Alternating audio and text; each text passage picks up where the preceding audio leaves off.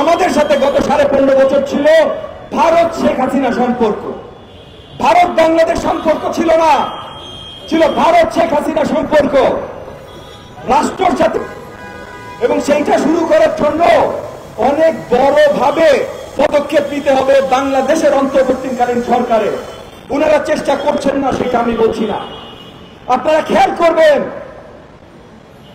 5ই August যখন এই যে হাসিনার সরকার আমরা টেনে নামাতে সক্ষম হলাম, তারপরে 6, 7, 8 আগস্ট ভারতের ফরেন পলিসি, ভারতের ফরেন সেক্রেটারি জয়শঙ্কর বাবু সে কি ধরনের কথা বলছিলেন, অনেক নরম সুরের কথা বলছিলেন।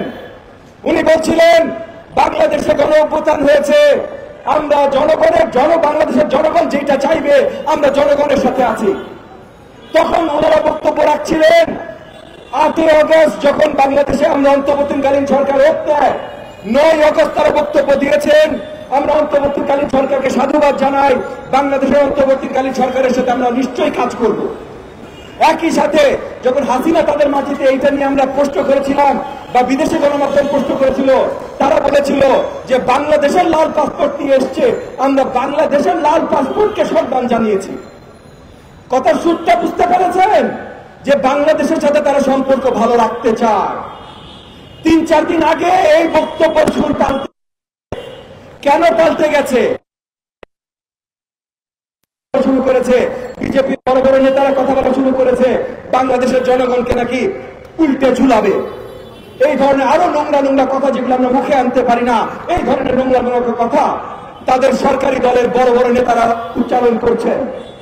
তাহলে এই যে ভাষাটা পাল্টান 1.5 মাস 2 মাস হয়ে গেছে, আমাদের সরকার আমাদের এই যে দেশের মাটিতে আওয়ামী দোসরদের সরাতে সক্ষম হয় না।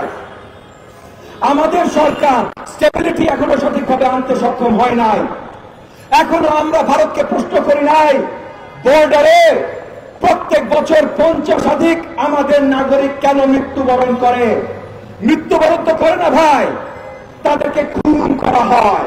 এবং দল হিসাবে আওয়ামী লীগ এবং 14 দলের যারা আওয়ামী লীগের দোসররা ছিল, আমি আজকেও আপনাদের সামনে দাবি জানাচ্ছি তাদেরকে নিষিদ্ধ ঘোষণা করতে।